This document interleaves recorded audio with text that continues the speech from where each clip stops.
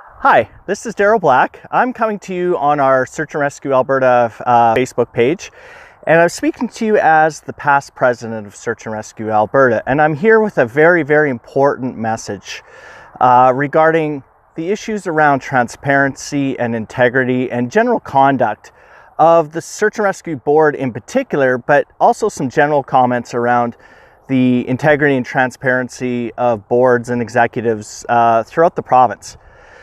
So I would encourage you to listen in for the entire message, and also the fact that, or I'll let you know that a lot of what I'll talk about will be coming out in an email that will be going out through our Search and Rescue Alberta regional reps to your representatives on your board. So it could be your presidents, vice presidents, what have you. And today is August 5th as I do this video, and that email will be in the inboxes of those individuals in your groups no later than August 15th. So give them a bit of time, and if you haven't seen anything within a few days after that August 15th, the accountability is on you as a Search and Rescue member to check in with your board or your executive to figure out where that email is, because it is one of absolute critical importance for us.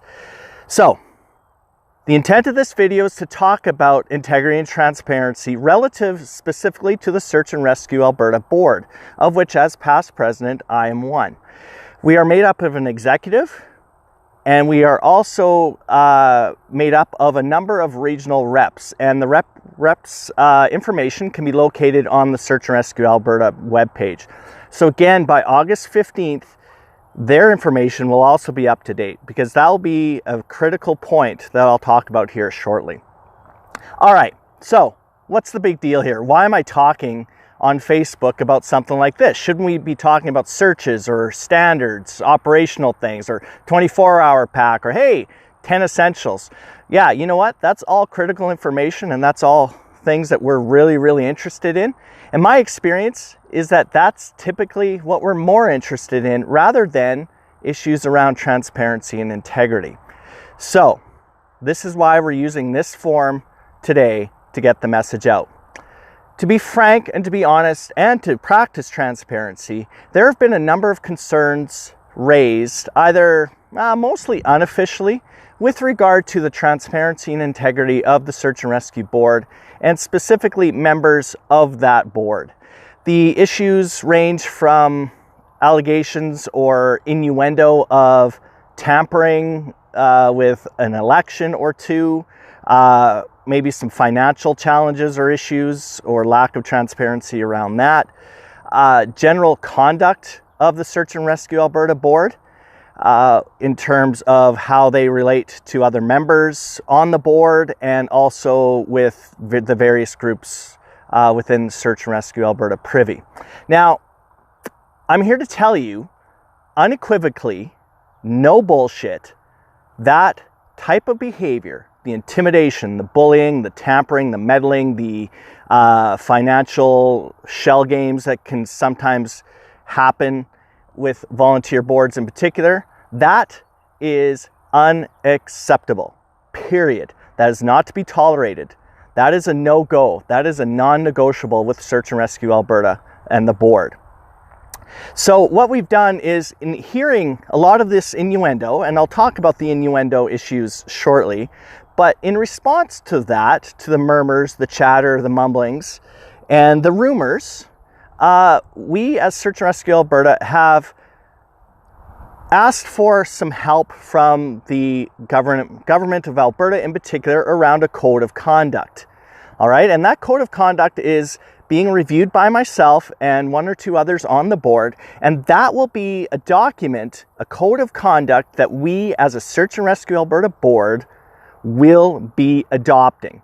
Now, granted, there are a few things in there that we'll have to tweak, but around process and titles and terminology, but essentially the Government of Alberta Code of Conduct that governs employees and members in general of the Government of Alberta will be our starting point.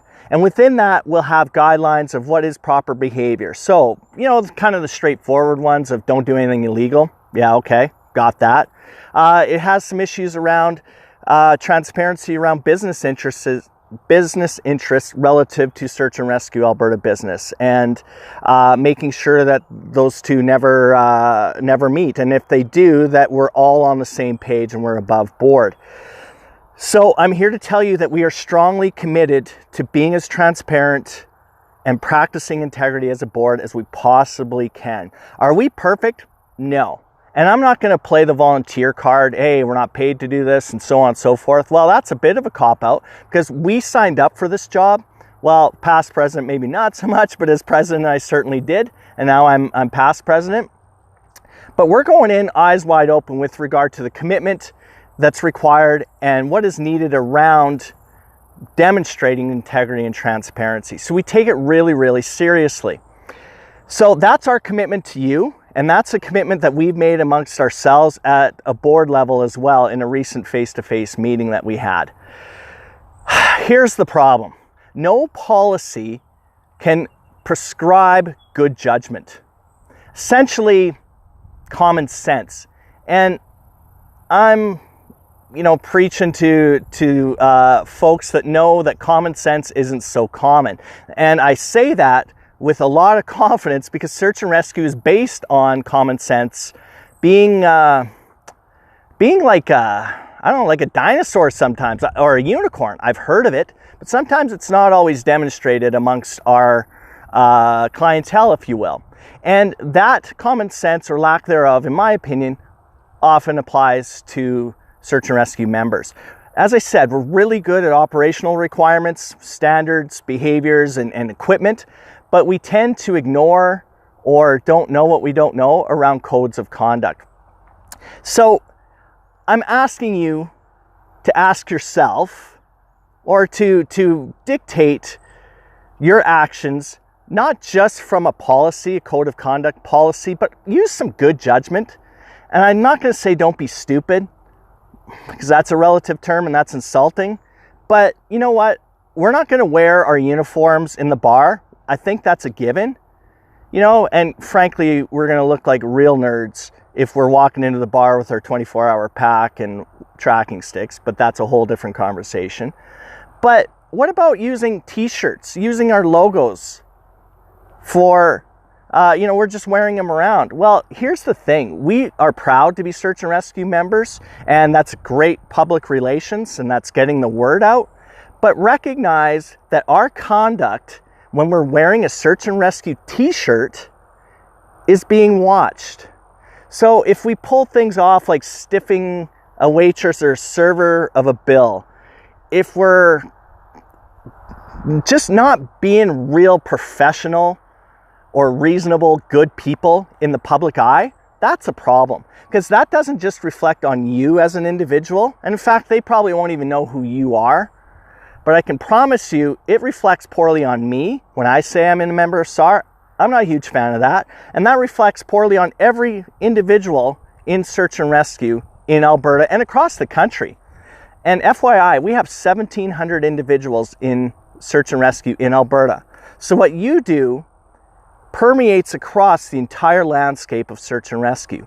So use some good judgment, because no policy will be able to really get into the nitty-gritty details. There will be some areas where you will just have to use good judgment and hold each other accountable as well. That if you're seeing an action or activity or something said that is not conducive to the bigger picture, that's not putting search and rescue in a good light, if you're hearing comments or texts or pictures or anything like that, exercise good judgment. And we need to self-police, because it's in everyone's best interest that we do that.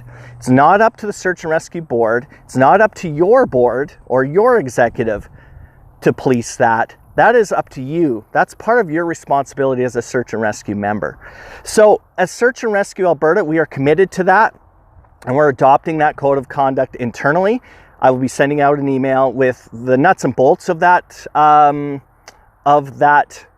policy, and we're going to post it on the Search and Rescue Alberta page as well. Now, what if you do see something, or you're being harassed, you're being intimidated in your eyes, and you're being bullied from your perspective? Well, first thing I'm going to ask you to do is try to resolve that with the individual or individuals. Always the best option. If you're worried about that or you're unable to resolve it, kick it up to the executive or the board of your own organization. And let's see what they can do. And maybe they can broker some sort of an agreement or an arrangement or a discipline issue, whatever that looks like. If that doesn't work, you've done the individual thing, you've gone to your board, well, Search and Rescue Alberta is here to help you as well through our regional reps. So if you're unable to go to the individual, you feel uncomfortable going to your board, which is very typical, very common, kick it up to your regional rep. Again, their contact info is up on the web. Kick it up to them. And if they're unable to resolve it, or if, again, you're uncomfortable going that route, because maybe they are a member of your board, I don't know the answer to that, then please, please, please, I implore you, I ask, I recommend that you send it to me, pastpresident@saralberta.ca. Okay, and if I can't resolve it, I have a great opportunity to kick it up to the Office of the Fire Commissioner. Now, let's be clear. We don't want that process to take 8 weeks. We don't want the process to go on 6 months. So what is happening with the board and this escalation process is it is being given a priority. Now, what we don't want to see, we do not want to see rumors. We do not want to see innuendo. We don't want to hear, well, I've heard this, or I have a feeling that. That's not professional, and frankly, that doesn't help anybody. I hear lots of stuff each and every day about people, and if I'm going to go on Facebook and say, hey, by the way, this person has done that, I've heard, that is, again, unprofessional, and it could also actually be slander or libel, depending on the form in which it's made. But let's be professional, let's be adults about it, and let's make sure that if we're bringing something forward, it's substantiated, that we have some details around it, we have some names, we have some specific events, specific examples, specific instances wherever we can. Because let's face it, search and rescue is filled with banter and a lot of back and forth and sarcasm and black humor. That's our community, and that's something that really makes us unique.